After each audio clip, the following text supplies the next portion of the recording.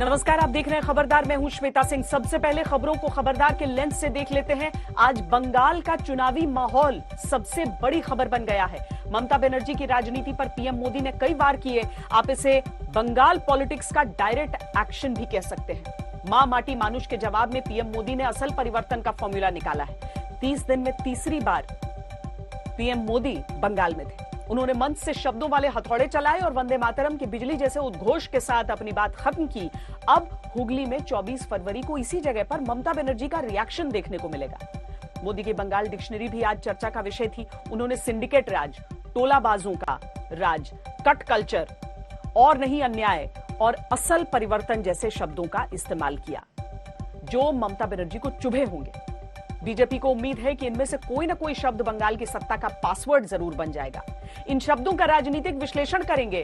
आज एक सवाल यह भी है कि क्या कोरोना वायरस नेताओं को छोड़ देता है? जाहिर है वायरस संक्रमण करते हुए कोई भेदभाव नहीं करता, लेकिन इसके बावजूद नेताओं पर कोई फर्क नहीं पड़ रहा। आज आपको बताएंगे कि 2 वीआईपी शादियों में लापरवाही के कितने वीआईपी केस मिले। चिंता की बात यह है कि कोरोना के लिए बेफिक्र हो चुके भारत में महामारी के मामले फिर से बढ़ने शुरू हो गए हैं। महाराष्ट्र सहित 5 राज्यों में परिस्थितियां तेजी से बदल रही हैं। डर है कि कहीं संपूर्ण लॉकडाउन की नौबत न आ जाए। जिन 5 राज्यों को अलर्ट किया गया है, क्या उनमें आपका राज्य है? इसके बारे में आपको बताएंगे। जो लोग मास्क नहीं लगाते और सोचते हैं कि कोरोना खत्म हो गया, उनके लिए जर्मनी से एक जरूरी वीडियो आया है। ये मास्क विरोधियों की क्लास लगाने वाला वीडियो है। जर्मनी की चांसलर एंजेला मर्केल को जब अचानक एहसास हुआ कि वो मास्क लगाना भूल गई हैं, तो उन्होंने किस तरह जिम्मेदारी का परिचय दिया, ये देखिएगा। और आपको दुनिया के सबसे बड़े क्रिकेट स्टेडियम की ग्राउंड रिपोर्ट भी दिखाएंगे। मोटेरा का सरदार पटेल स्टेडियम तैयार हो गया है। 24 फरवरी को यहां पहला मैच खेला जाएगा। इसे स्टेडियम के बजाय महा स्टेडियम कहना बेहतर होगा। मैच से पहले आज तक आपको इस स्टेडियम के अंदर ले चलेगा। लेकिन सबसे पहले बात बंगाल की। अभी तक ममता बनर्जी बंगाल में अमित शाह से ही जूझ रही थी, लेकिन अब उनके सामने सबसे बड़ी चुनौती आ गई है। बंगाल में दीदी वर्सेस मोदी का माहौल बन गया है। आज प्रधानमंत्री ने ममता बनर्जी को सीधा चैलेंज कर दिया। ममता बनर्जी बंगाल में परिवर्तन के नारे से लेफ्ट को हटाकर सत्ता में आई थी। प्रधानमंत्री ने ममता बनर्जी को हटाने के लिए आज बंगाल में असल परिवर्तन का नारा दिया। पीएम के पूरे भाषण के एक एक शब्द को हमने डिकोड किया है। हुगली की रैली में पीएम ने बंगाल में सिंडिकेट के राज की बात की, टोलाबाजों की बात की, कट कल्चर की बात की, और अब ये कहा कि जब तक ये सब है बंगाल का विकास नहीं हो सकता। ममता बनर्जी ने बंगाल में मां माटी मानुष का नारा दिया था, लेकिन पीएम ने कहा कि मां माटी मानुष की बात करने वाले बंगाल के विकास के सामने दीवार बन गए। पीएम ने आरोप लगाया कि टीएमसी के टोलाबाजों की सहमति के बिना गरीबों तक पैसा नहीं पहुंचता। टीएमसी के नेताओं की शानो शौकत बढ़ रही है, जबकि गरीब और गरीब होते जा रहे हैं। पीएम ने बंगाल की संस्कृति की बात की, बंगाल के गौरव की बात की। ये कहा कि बंगाल के साथ अन्याय हो रहा है। इस अन्याय की राजनीति में दुर्गा पूजा करने से रोका जाता है। देशभक्ति के बजाय वोट बैंक की राजनीति हो रही है। विकास की जगह तुष्टीकरण की राजनीति हो रही है। यानी एक तरफ विकास रोकने वाले करप्शन का मुद्दा, दूसरी तरफ इतिहास संस्कृति का अपमान करने वाली तुष्टीकरण की राजनीति। तीसरी तरफ बंगाल की संस्कृति का गौरवगान और राष्ट्रवाद की बात, और चौथी तरफ बंगाल में अब और अन्याय न सहने की बात, असल परिवर्तन लाने का वादा। बंगाल में प्रधानमंत्री नरेंद्र मोदी ने ममता बनर्जी के खिलाफ बीजेपी के माहौल को नए लेवल पर पहुंचा दिया है। पीएम के दौरे की टाइमिंग भी हिट है। कल ही कोयला तस्करी से अवैध कमाई के मामले में ममता बनर्जी के भतीजे अभिषेक बनर्जी की पत्नी को सीबीआई ने नोटिस दिया था, और आज प्रधानमंत्री ने बंगाल में भ्रष्टाचार पर करारा प्रहार किया।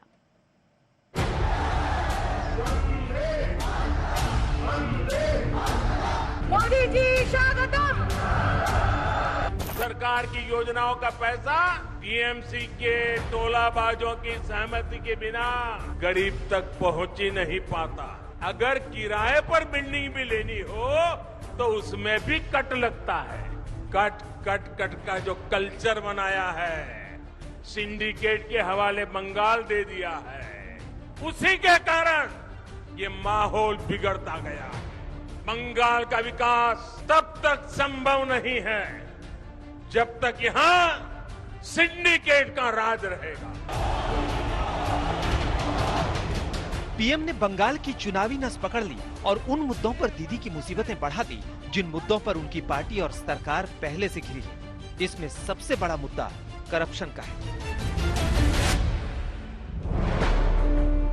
सिंडिकेट राज, टोलाबाजी, कट मनी, कट कल्चर जैसे शब्द टीएमसी से चिपके हैं। इन सब का मतलब यह है कि बंगाल में संगठित तौर पर राजनीतिक उगाही होती है। इस सिंडिकेट को हिस्सा दिए बिना बंगाल में कोई काम नहीं होता, जमीन पर योजनाएं नहीं पहुंचती, बंगाल में निवेश नहीं होता। इससे बंगाल का विकास रुका है। पीएम ने इसी बात पर हमला किया।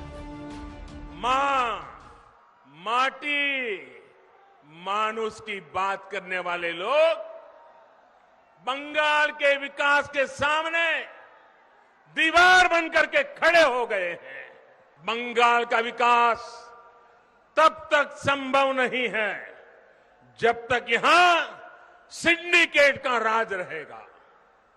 बंगाल का विकास तब तक संभव नहीं है जब तक यहां टोलाबाजों का राज रहेगा। बंगाल का विकास तब तक संभव नहीं है जब तक कट कल्चर बंगाल में रहेगा। बंगाल का विकास तब तक संभव नहीं है जब तक शासन प्रशासन गुंडों को आश्रय देगा। आज ही हुगली में पीएम बंगाल के करप्शन की बात कर रहे थे और आज ही कोलकाता में ममता बनर्जी के भतीजे अभिषेक बनर्जी की साली से सीबीआई की पूछताछ हो रही थी। बंगाल में कोयला तस्करी से हजारों करोड़ की अवैध कमाई और इसमें कटमनी की जांच के मामले में कल ही अभिषेक बनर्जी की पत्नी और उनकी साली को पूछताछ का नोटिस मिला था। अभिषेक बनर्जी की पत्नी रुजिरा बनर्जी नरूला से सीबीआई मंगलवार को उनके घर पर पूछताछ करेगी।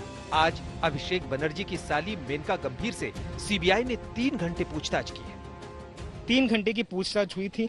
अभी तक सामने ये नहीं आया है कि क्या रुजिरा नरूला और मेनका गंभीर विटनेसेस के तरीके से उनके साथ बात किए जा रहे हैं सीबीआई की तरफ से, या फिर उनका नाम उभर के आया है ऑनगोइंग कोल स्कैम या फिर कोयला घोटाले में, जिसको सीबीआई बहुत दिनों से अपने अंडर इन्वेस्टिगेट कर रही है।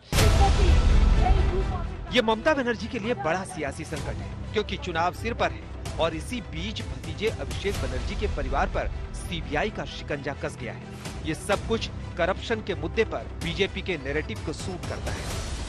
केंद्र सरकार किसानों और गरीबों के हक का पैसा सीधा उनके बैंक खाते में जमा करती है, जबकि बंगाल सरकार की योजनाओं का पैसा टीएमसी के टोलाबाजों की सहमति के बिना गरीब तक पहुंच ही नहीं पाता। यही वजह है कि गांव-गांव में टीएमसी के नेताओं की शानो शौकत बढ़ती जा रही है और सामान्य परिवार गरीब से गरीब होता जा रहा है। पीएम ने ममता बनर्जी या उनके भतीजे का सीधे नाम तो नहीं लिया, लेकिन जिस तरह से करप्शन के आरोपों से टीएमसी को घेरा, उसमें इसी मुद्दे पर ममता के खिलाफ बीजेपी का बनाया माहौल नए लेवल पर पहुंच गया। रुजिरा बनर्जी को जो नोटिस भेजा गया सीबीआई की तरफ से, उसको लेकर टीएमसी बहुत चिंतित है, स्वाभाविक ही है। और कई प्रकार कमेंट्स आ रहे, हम डरने वाले नहीं है और चूहा से कौन डरता है, गलत काम भी करेंगे और आंख भी दिखाएंगे, दोनों नहीं चल सकता है। आज सीबीआई क्यों नोटिस भेजा है, क्यों इस प्रकार परिस्थिति निर्माण हुआ है, दाल में कुछ काला है, इसलिए इस प्रकार स्थिति बना है, उसका सामना करना ही पड़ेगा। समाज भी जानना चाहता है कि सच क्या है। এইসব একদম বাজে কথা। কোনো মানুষের এখানে টাকা বিনিয়োগ করতে আসার কোনো অসুবিধা নেই এবং এটা নরেন্দ্র মোদী না জেনে ওকে পার্টির লোক লিখে দিয়েছে, উনি সেইটা বলেছেন। अभी तो पीएम ने बंगाल में 2 ही रैलियां की है। एक रैली हल्दिया में हुई थी, दूसरी रैली आज हुगली में हुई। आगे अभी और आग बाकी है, लेकिन हुगली में पीएम ने दीदी के खिलाफ एजेंडा सेट कर दिया, असली परिवर्तन का नारा दे दिया।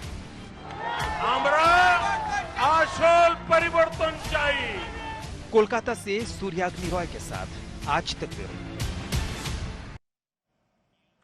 कोयला तस्करी के पूरे मामले को समझना जरूरी है। सीबीआई उस अवैध कमाई की जांच कर रही है जो बंगाल में ईस्टर्न कोलफील्ड्स लिमिटेड यानी ईसीएल की कोयला खदानों से अवैध खनन और उसके बाद कोयले की तस्करी से हुई है।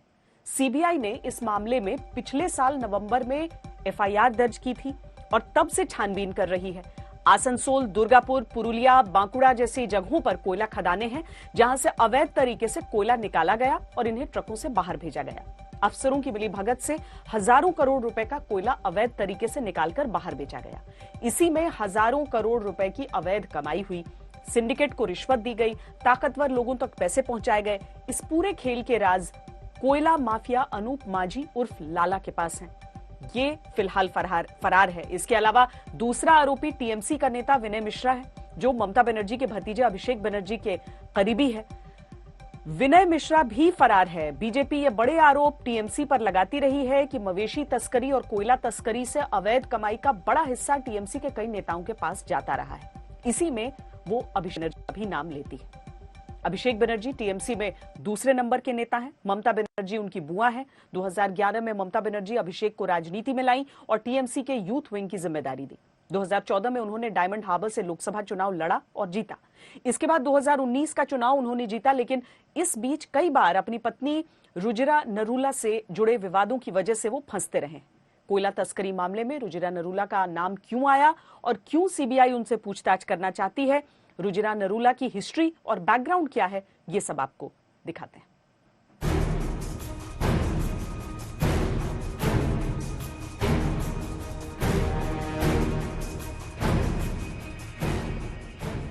रुजिरा नरूला बनर्जी पिछले 7-8 साल में बंगाल में यह नाम सबने सुना है और सुनाए भी क्यों ना दे, क्योंकि मामूली नाम नहीं है।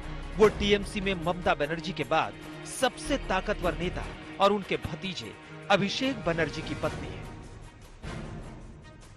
2012 में रुजिरा नरूला की शादी अभिषेक बनर्जी से हुई। उनकी एक बेटी और एक बेटा है।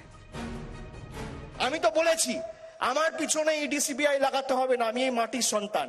যারা ইডি সিবিআই এর ভয়ে বিজেপিতে যাচ্ছে আর আমাকেও চমকাচ্ছ ইডি সিবিআই দিয়ে যে বিজেপিতে যাবে, আমার গলা কেটে দিলেও জয় বাংলা বেরোবে, মমতা ব্যানার্জি জিন্দাবাদ বেরোবে।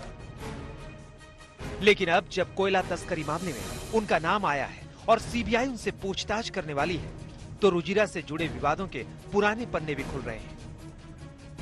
मार्च 2019 में रुजिरा पर आरोप लगे थे कि कोलकाता एयरपोर्ट पर उनके पास से 2 किलोग्राम गोल्ड मिला है।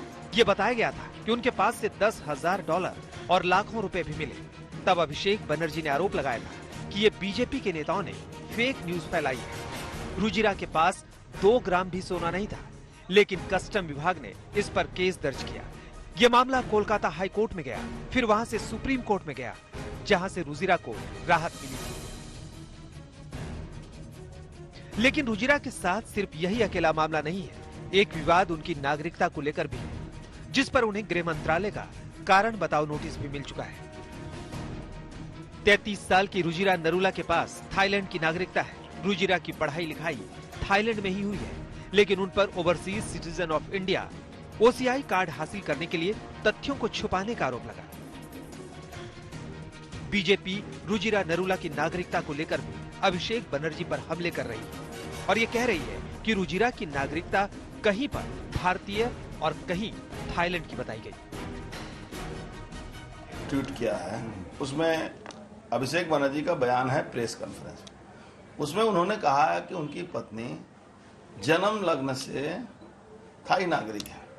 वही अभिषेक बनर्जी अपने एफिडेविट में उनकी मैडम ने जो कंपनियों में मालिक हैं, लिप्स एंड माउंट, इस तरह के बहुत सारी कंपनियों में, वहां उन्होंने कहा कि वो इंडियन सिटीजन है। मेरा प्रश्न यही है कि भाई अभिषेक बनर्जी सही बोल रहे हैं कि उनकी पत्नी सही बोल रही है, और ये कैसे हो सकता है कि एक में उनके फादर इन लॉ का नाम दूसरा है, दूसरे में फादर इन लॉ का नाम दूसरा है। अब कोयला तस्करी केस में रुजिरा नरूला विवादों में घिरी है और सीबीआई उनसे पूछताछ करना चाहती है, तो इसके पीछे वजह यही बताई जा रही है कि सीबीआई को इस मामले की जांच में कोयला तस्करी के किंग पिन अनूप लाला के कुछ ट्रांजैक्शन से अभिषेक बनर्जी की पत्नी पर शक हुआ है। यह आरोप है कि अनूप लाला ने कुछ ट्रांजैक्शन अभिषेक बनर्जी की पत्नी रुजिरा नरूला बनर्जी के 2 बैंक अकाउंट में की, जिनमें एक अकाउंट थाईलैंड में है, दूसरा अकाउंट लंदन में है। CBI and ED, they're trying to use their allies to browbeat to threaten, to pressurize the TMC, which is their main object. इन्हीं ट्रांजैक्शन को लेकर रुजिरा नरूला और उनकी बहन घिरी है और सीबीआई इसी पर उनसे पूछताछ के जरिए सब क्लियर करना चाहती है कि आखिर इस लेन देन का राज क्या है। आज तक ब्यूरो। पीएम अक्सर अपने भाषण का अंत वंदे मातरम से करते हैं, लेकिन आज हुगली में पीएम का अंदाज और जोश हाई पिच पर था। जिस मैदान से पीएम मोदी बोल रहे थे उसी पर 2 दिन बाद मुख्यमंत्री ममता बनर्जी की भी रैली है। पीएम मोदी ने जहां अपने भाषण का अंत किया, वहां से ममता बनर्जी क्या शुरुआत करेंगी और क्या जवाब देंगी, ये देखना दिलचस्प होगा। वंदे वंदे वंदे वंदे वंदे वंदे वंदे वंदे वंदे वंदे वंदे वंदे। खबरदार के इस हिस्से में हम कोरोना की नई लहर, उसकी दहशत और जनता की बेफिक्री की बात करेंगे। महाराष्ट्र, केरल, पंजाब, छत्तीसगढ़ और मध्य प्रदेश में कोरोना के मामले तेजी से बढ़े हैं। वायरस के नए स्ट्रेन का खतरा है। अचानक संक्रमण की दर बढ़ गई है। आगे कुछ राज्यों में कहीं लॉकडाउन जैसी नौबत तो नहीं आएगी, इसका विश्लेषण करेंगे, लेकिन पहले एक वीडियो देखिए। जो लोग मास्क को अब जरूरी नहीं समझते, उन्हें यह वीडियो आईना दिखाएगा। जर्मनी में संसद सत्र को संबोधित करते हुए जर्मनी की चांसलर एंजेला मार्केल उस समय घबरा गईं जब उन्हें महसूस हुआ कि उनके चेहरे पर मास्क नहीं है। वो लपककर पोडियम तक गईं, जहां भाषण के बाद वो अपना मास्क भूल आई थी। मास्क न लगाने को लेकर ऐसे अपराध बोध वही व्यक्ति महसूस करते हैं जो बीमारी के प्रति गंभीर है। एंजेला मार्केल की यह हड़बड़ाहट, ये चिंता, कोरोना संक्रमण से बचने की यह गंभीरता उन लोगों के लिए सबक है जो मास्क लगाना ही नहीं चाहते और फिलहाल ये समझने लगे हैं कि कोरोना चला गया। वैज्ञानिकों ने रिकॉर्ड तेजी से कोरोना वैक्सीन भी बनाई, लेकिन खतरा अभी कम नहीं हो रहा है। दुनिया कोरोना के नए स्ट्रेन से भी लड़ रही है और अब भी कोरोना से बचने का सबसे कारगर तरीका है मास्क पहनना और 2 गज की दूरी। ये बात एंजेला मार्केल समझती है, लेकिन भारत में बड़ी संख्या में लोग ये सोचने लगे हैं कि अब कोरोना से कोई फर्क ही नहीं पड़ता। कई लोग जो सावधानी बरत रहे हैं वो भी अब बाहर जाते हैं और आसपास के लोगों को बेफिक्र देखते हैं तो उन्हें लगता है कि वो अकेले ही सारे नियमों का पालन कर रहे हैं, बाकी सब लापरवाह है। ये सच है कि भारत के लोगों में कोरोना को लेकर एक खास तरह की बेफिक्री आ चुकी है, लेकिन आंखों पर पट्टी बांध लेने से दिन में अंधेरा नहीं होता। बेफिक्र होने से कोरोना वायरस आपको छोड़ नहीं देगा। ये बात समझने की सबसे ज्यादा जरूरत उन लोगों को है जो सोशल डिस्टेंसिंग का पालन नहीं करते और मास्क नहीं पहनते। महाराष्ट्र के मुख्यमंत्री उद्धव ठाकरे भी मास्क पहनने और सोशल डिस्टेंसिंग का पालन करने की अपील कर रहे हैं और कह रहे हैं कि अगर लोगों ने बात नहीं सुनी तो कड़ा लॉकडाउन लगाना होगा। लेकिन उनकी अपनी ही पार्टी, गठबंधन के लोग और लोगों का प्रतिनिधित्व करने वाले नेता कोरोना को हल्के में ले रहे हैं।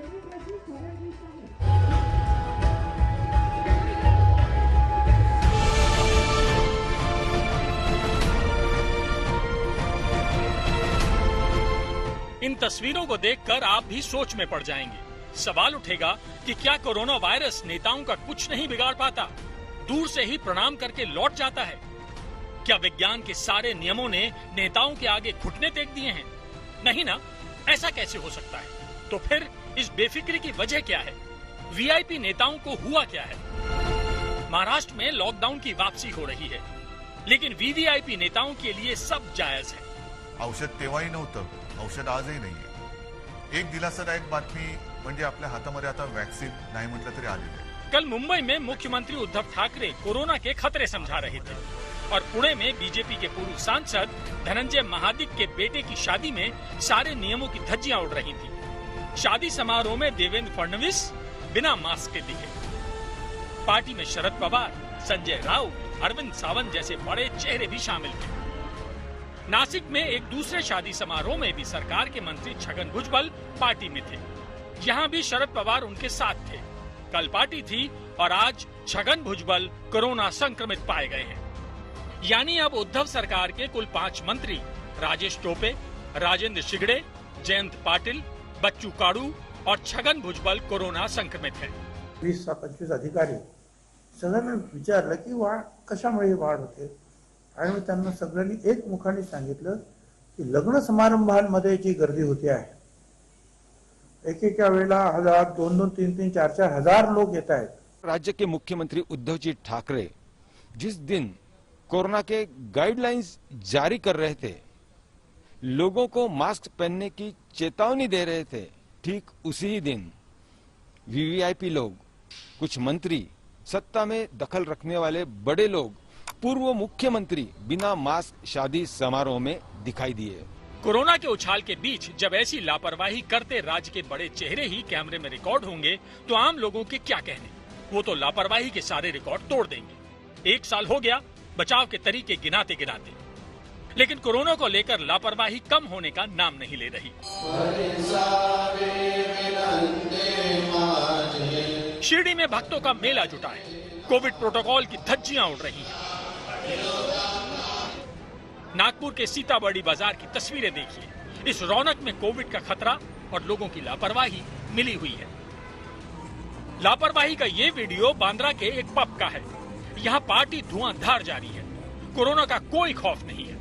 मुंबई के चेंबूर इलाके में पिछले दिनों एक विवाह समारोह में 300 से 400 लोग नजर आए।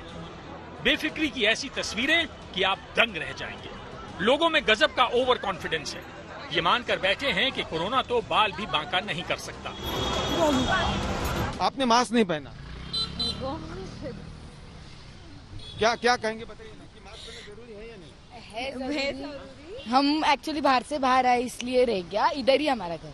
ये बताइए कि जिस प्रकार से सरकार ने आदेश जारी किए कि मास्क पहनना चाहिए, तो फिर आप इतनी सीरियस क्यों नहीं? अरे सॉरी, तो मास्क पहनेंगे। तो यहाँ पर देखिए कि लोग अभी भी थोड़े केयरलेस है।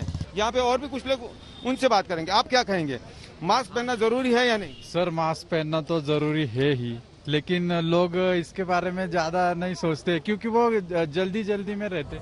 लापरवाही चरम पर है, सोच रहे हैं कि कोरोना इन्हें छू नहीं सकता, और ये सोच संक्रमण के आंकड़ों में साफ नजर आ रही है।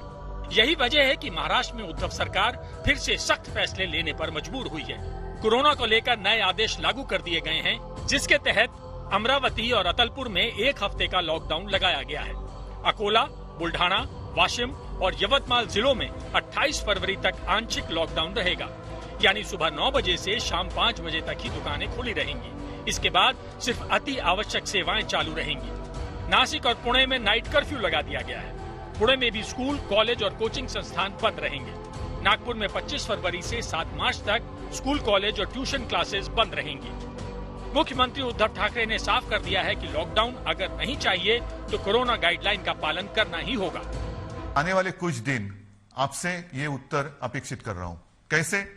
मैं देखूंगा, आते जाते हुए देखूंगा, मेरे जो लोग हैं उनसे बातचीत करूंगा। जिन लोगों को लॉकडाउन नहीं चाहिए वो मास्क पहनेंगे, जिन लोगों को मास्क लॉकडाउन चाहिए वो मास्क नहीं पहनेंगे। सिंपल है।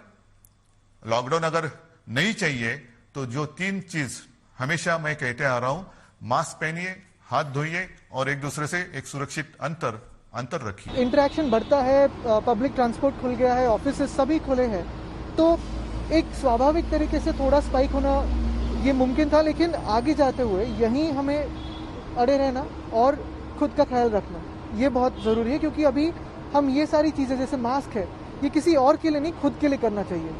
कोरोना से बुरी तरह प्रभावित रहे मुंबई पर सरकार की खास नजर है। बीएमसी और पुलिस दस्ते शहर में मास्क न पहनने वालों के चालान काट रहे हैं। जगह जगह बीएमसी के मार्शल तैनात किए गए हैं। जरूरत है तुरंत जाग जाने की, खतरे को पहचानने की और कोरोना से चल रही लड़ाई में थोड़ा जिम्मेदार बनने की। और जिम्मेदारी का भाव क्या होता है ये समझने के लिए एक बार फिर जर्मनी की चांसलर एंजेला मर्केल का वीडियो देख लेना चाहिए। मास्क लगाना भूलने पर एंजेला मर्केल ने जो महसूस किया, जिम्मेदारी का वही भाव भारत के लोगों को महसूस करने की जरूरत है। पुणे से पंकज खेलकर के साथ मुस्तफा शेख, मुंबई आज तक। कोरोना के खतरे को कम करके आंकने में बड़ा जोखिम है। आपको खबर की पूरी पिक्चर बता देते हैं। हाल के दिनों में सिर्फ महाराष्ट्र ही नहीं बल्कि केरल, पंजाब, छत्तीसगढ़ और मध्य प्रदेश में कोरोना के मामले तेजी से बढ़े। 15 हफ्ते में पहली बार कोरोना के मामलों में फिर उछाल देखा जा रहा है। 15 से 21 फरवरी के बीच देश में कोरोना के 1,990,000 नए मामले दर्ज किए गए, यानी पिछले हफ्ते के मुकाबले ये 31% ज्यादा है। 21 फरवरी को 14,278 कोरोना पॉजिटिव पाए गए थे, जो 29 जनवरी के 13,054 मामले के बाद अब तक की सबसे बड़ी संख्या है। महाराष्ट्र में अचानक कोरोना केस में जबरदस्त उछाल आया है। हफ्ते दर हफ्ते 81% की वृद्धि देखी गई है। बीएमसी ने कहा है कि 8 फरवरी से कोरोना केस में अकेले मुंबई में ही 36% बढ़ोतरी दर्ज की जा रही है। लगातार 3 दिन से महाराष्ट्र में हर रोज 6000 से ज्यादा कोरोना पॉजिटिव मिल रहे हैं। आपको यह भी बता दें कि दुनिया के कई प्रमुख देशों में लॉकडाउन की वापसी हुई है। इनमें ब्रिटेन, जर्मनी, इटली, कनाडा प्रमुख हैं। एम्स के डायरेक्टर डॉक्टर रणदीप गुलेरिया ने देशवासियों को कोरोना के नए स्ट्रेन से बचकर रहने की सलाह दी है। उन्होंने कहा है कि महाराष्ट्र और केरल में भी नए स्ट्रेन के मरीज सामने आए हैं। कोरोना अभी खत्म नहीं हुआ है। वैक्सीन के बाद भी इससे बचने के लिए एहतियात बरतना जरूरी है। हमने महाराष्ट्र और खासतौर पर मुंबई में कोरोना के मौजूदा खतरे और आगे के प्लान के बारे में बीएमसी कमिश्नर से भी बातचीत की। बीएमसी के कमिश्नर इकबाल सिंह चहल इस वक्त हमारे साथ मौजूद हैं। कमिश्नर का कहना है कि मुंबई के लिए अगले 10 दिन क्रिटिकल होने वाले हैं। उनसे ही पूछना चाहते हैं, सर अगले 10 दिन क्रिटिकल होंगे, ऐसा आप क्यों कह रहे हैं? बिकॉज अभी मुंबई में जो केसेस आ रहे हैं, अभी 14 फरवरी को हमारे पास 530 केसेस थे। कल हमारे पास 940 केसेस आ गए थे। आज चाहे केसेस थोड़े कम हुए हैं, 750 केसेस आए हैं, परंतु हमें अगले 10 से 12 दिन देखना पड़ेगा कि ट्रेंड क्या है, कितने केसेस बढ़ते हैं। एक 10 से 12 दिन तक ये ट्रेंड एस्टेब्लिश हो जाएगी और उसके बाद हमें पूरा सही मालूम चल जाएगा कि हम किस दिशा में जा रहे हैं। ये सर सेकंड वेव है जिसने मुंबई के दरवाजों पर नॉक कर दिया है, या फिर ये एक टेम्पररी फेज है जो बढ़ रहा है? अभी मैं इसको एक सर्ज बोलूंगा, स्पाइक बोलूंगा, परंतु इसका मैं उत्तर दे सकता हूं 10 से 12 दिन बाद। जब एक ट्रेंड एस्टेब्लिश हो जाएगी तब मालूम चलेगा कि ये वेव है या टेम्पररी स्पाइक है। अब आपको दुनिया के सबसे बड़े स्टेडियम में ले चलते हैं जो अहमदाबाद के मोटेरा में बनकर तैयार हो गया है और 24 फरवरी को होने वाले अपने पहले मैच का इंतजार कर रहा है। ये स्टेडियम इतना विशाल है कि इसे महा स्टेडियम कहना ही ठीक होगा।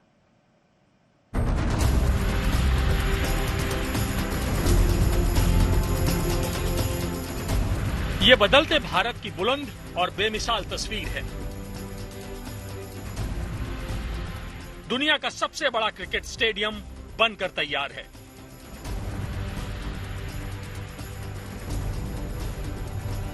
इसे स्टेडियम नहीं, महा स्टेडियम कहना ठीक होगा। अहमदाबाद के मोटेरा का सरदार पटेल स्टेडियम अपने पहले मैच का इंतजार कर रहा है।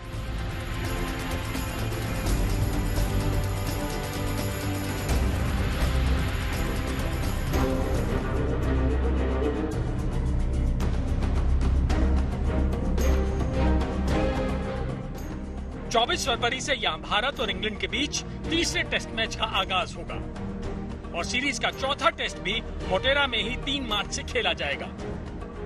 तो देर मत कीजिए, कोविड नियमों के मुताबिक पहले मैच में करीब 55,000 लोग स्टेडियम में होंगे, यानी 1,10,000 की क्षमता वाले स्टेडियम की आधी क्षमता ही इस्तेमाल की जाएगी। विश्व का ये सबसे बड़ा क्रिकेट स्टेडियम है। यहाँ 24 फरवरी को पहला भारत और इंग्लैंड का टेस्ट मैच होने जा रहा है और इसी टेस्ट मैच में डे एंड नाइट मैच होगा ये, और 24 फरवरी को इसकी शुरुआत भी होगी क्योंकि 6 साल बाद इस मैच को यहाँ पे खेला जाएगा। तो उसके लिए जो लोगों का एक्साइटमेंट है वो सबसे ज्यादा है। वही 24 फरवरी को प्रेसिडेंट भी यहाँ पे पहुंच रहे हैं और इस ग्राउंड का इनॉग्रेट करेंगे। मोटेरा स्टेडियम की क्षमता, इसकी खासियत बेजोड़ है। ये न सिर्फ दुनिया का सबसे बड़ा स्टेडियम है, बल्कि इसमें कई बातें बिल्कुल अलग हैं। स्टेडियम में खिलाड़ियों और दर्शकों के बीच में एक भी पिलर की अड़चन नहीं है। दुनिया का पहला स्टेडियम है जहां 11 अलग अलग पिच तैयार की गई है। 5 पिच के निर्माण में लाल मिट्टी और 6 पिच में काली मिट्टी का इस्तेमाल हुआ है। मोटेरा में मेन ग्राउंड के अलावा 2 प्रैक्टिस ग्राउंड भी हैं। स्टेडियम में एक साथ 1,10,000 लोग बैठ सकते हैं। स्टेडियम में 4 ड्रेसिंग रूम हैं। हर एक ड्रेसिंग रूम से जिम्नेजियम जुड़ा हुआ है। मोटेरा में अत्याधुनिक क्लब हाउस भी है। 76 वीवीआईपी कॉर्पोरेट बॉक्स तैयार किए गए हैं जहां वीवीआईपी बैठकर मैच का लुत्फ उठाएंगे। बारिश में भी मैच रद्द होने का खतरा नहीं है क्योंकि सॉइल ड्रेनेज सिस्टम के जरिए आधे घंटे में ही मैदान को फिर से तैयार किया जा सकता है। विश्व के सबसे बड़े क्रिकेट स्टेडियम के इस वक्त ग्राउंड पर हम हैं और यहाँ पे आपको दिखाते हैं जो पिच बनाई गई है। ये पिच करीब 11 अलग अलग पिच बनाई गई है जिसमें रेड सॉइल और ब्लैक सॉइल के जरिए 11 पिच को तैयार किया गया है। मोटेरा स्टेडियम में डे नाइट मैच खेला जा सकता है। स्टेडियम में एलईडी लाइट्स का उपयोग किया गया है। इसके साथ ही स्टेडियम में इंडोर प्रैक्टिस पिच भी बेहद खास है। तो हो जाइए तैयार दुनिया के सबसे बड़े और शानदार स्टेडियम में क्रिकेट और रोमांच का मजा लेने के लिए। अहमदाबाद से गोपी घांगर के साथ वशिष्ठ शुक्ला, वडोदरा, आज तक। देश के कुछ हिस्सों में कोरोना के मामले बढ़ने से अर्थव्यवस्था के लिए फिर मुश्किल खड़ी हो सकती है। इससे निपटने के लिए विप्रो के संस्थापक अजीम प्रेमजी ने वैक्सीनेशन की रफ्तार बढ़ाने की सलाह दी है। टीकाकरण की गति बढ़ाने के लिए प्रेमजी ने निजी सेक्टर को वैक्सीनेशन में शामिल करने की वकालत की है।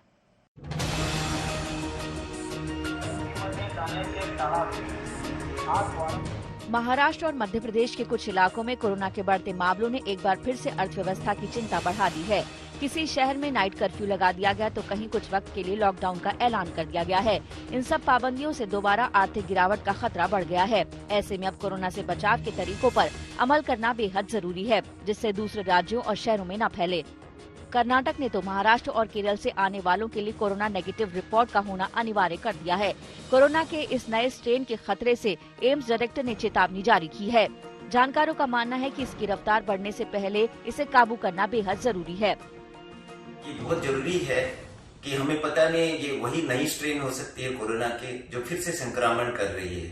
अब बहुत जरूरत है कि हम पूरी तरह जागरूक हो जाएं और जैसे हम पहले भी कोरोना के समय जिस तरीके से हमने प्रोटेक्शन और प्रोफिलैक्सिस अपनाया था वो पुनः अपनाना पड़ेगा। यह इसका मतलब 2 गज दूरी, मास्क है जरूरी, ये जरूर अपनाएं और साथ में भीड़ भड़ाकू जगहों को आप अवॉइड करें। फिलहाल तो बचाव के तरीकों से ही कोरोना को कंट्रोल किया जा सकता है, लेकिन इसके खतरे को हमेशा दूर करने के लिए विप्रो के चेयरमैन अजीम प्रेमजी सरकार से कोविड-19 टीकाकरण के प्रयासों में निजी क्षेत्र को शामिल करने की गुजारिश कर रहे हैं। उन्होंने वित्त मंत्री निर्मला सीतारमण से कहा कि अगर निजी भागीदारी की अनुमति दी जाए तो टीकाकरण की दर को बड़ा बढ़ावा मिल सकता है। उन्होंने कहा कि सीरम इंस्टीट्यूट से करीब 300 रुपए प्रति वैक्सीन के हिसाब से कोरोना का टीका मिलेगा। इसे लगाने वाले अस्पताल को प्रति वैक्सीन 100 रुपए देने पड़े तो प्रति वैक्सीन का कुल खर्च 400 रुपए के करीब होगा। भारत में बहुत बड़ी संख्या में लोगों को टीका लगवाना है। ऐसे में सरकार अगर निजी क्षेत्र को इसमें शामिल करे तो 60 दिनों में 50 करोड़ लोगों को टीका लग सकता है। वहीं भारत सरकार जुलाई अगस्त तक 30 करोड़ टीकाकरण का लक्ष्य लेकर चल रही है, जो मौजूदा रफ्तार को देखते हुए हासिल करना नामुमकिन सा लग रहा है। जानकारों का भी मानना है कि कोरोना के खतरे को टालकर अर्थव्यवस्था को बचाने के लिए वैक्सीनेशन की रफ्तार को बढ़ाना ही केवल एकमात्र विकल्प है। इसके लिए अगर पेट्रोल डीजल की कीमतों ने नए रिकॉर्ड बनाने और तोड़ने का सिलसिला जारी रखने का इरादा लगता है बना लिया है। ऐसे में ई व्हीकल्स इस समस्या का अकेला समाधान नजर आ रहे हैं। कीमतों में रियायत मिलने के साथ ही टैक्स छूट का फायदा दिलाने वाले इन इलेक्ट्रिक व्हीकल्स की बिक्री टेस्ला के आने के बाद तेजी से बढ़ने के अनुमान है।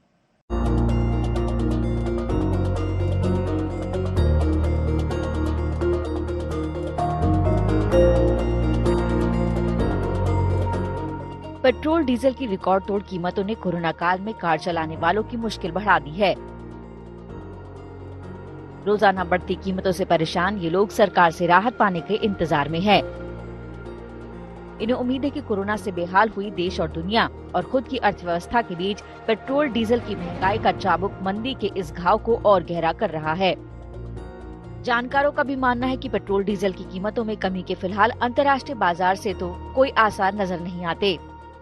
फिलहाल अंतरराष्ट्रीय बाजारों में ब्रेंट क्रूड यहां पर $65 तक जाता हुआ नजर आ सकता है और ऐसे हालात में भारत में पेट्रोल और डीजल की कीमतें कम होती हुई नजर नहीं आएंगी। फिलहाल सरकार ने जिस तरीके से बजट दिया है और उस बजट के लिए जिस तरीके की पैसे की जरूरत है उसके लिए सरकार के पास इस समय रेवेन्यू का सोर्स पेट्रोल और डीजल को ही बेचकर है, तो यहाँ पर अभी फिलहाल तो दाम कम होते हुए नजर नहीं आएंगे और आने वाले समय में महंगाई के जरूर यहाँ पर एक इंडिकेशन देखने को मिल सकते हैं।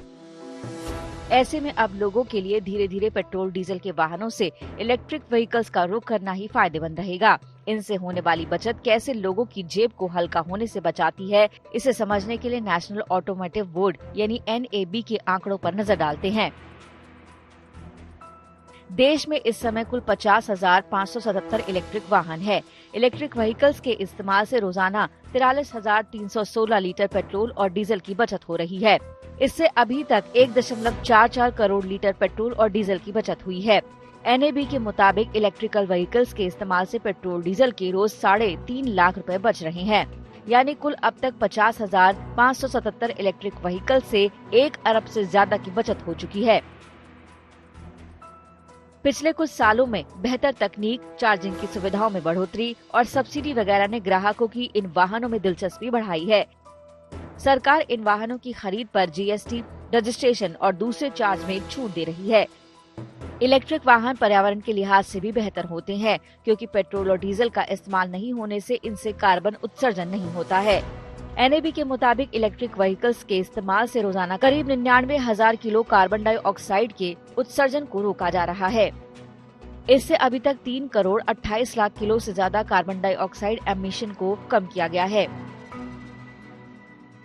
अभी तक इन वाहनों की बिक्री का सबसे बड़ा ब्रेकर इनकी कीमत रहा है, लेकिन PLI स्कीम के तहत जैसे ही भारत में इनके पार्ट्स का उत्पादन शुरू होगा, इनकी कीमतें भी कम होनी शुरू हो जाएंगी। प्रोडक्शन लिंक्ड इंसेंटिव की स्कीम अब फाइनलाइज हो रही है, जिससे भारत में इलेक्ट्रिक व्हीकल्स के पुर्जे बने। फेम 2 को हमने मंजूरी दी है, जिससे जो भी बिजली से चलने वाली गाड़ी या स्कूटर, 2 व्हीलर खरीदते हैं उनको इंसेंटिव मिले। और राज्य सरकारें, केंद्र सरकार सब मिलके अगर गति दें इस प्रोजेक्ट को, तो मैं समझता हूं 2030 तक नई गाड़ियां जो बिकेंगी, पुरानी तो जो चलेंगी वो तो चलेंगी, पर जो नई गाड़ियां बिकेंगी वो लगभग पूरी तरीके से इलेक्ट्रिक व्हीकल्स के रूप में जाएंगी। जिस तरह से दुनिया की सबसे बड़ी इलेक्ट्रिक व्हीकल कंपनी टेस्ला ने भारत में बेंगलुरु में अपना प्लांट लगाने की तैयारी की है, उससे उम्मीद है कि दुनिया की बड़ी बड़ी कंपनियां भारत आएंगी। इससे कंपनियों में मुकाबला होगा और देसी उद्योग को फायदा मिलेगा, जिससे कीमतों में कमी आने की भरपूर उम्मीद है। आज तक ब्यूरो। खबरदार में आज के लिए इतना ही। देश और दुनिया की बाकी खबरों के लिए आप देखते रहिए आज तक।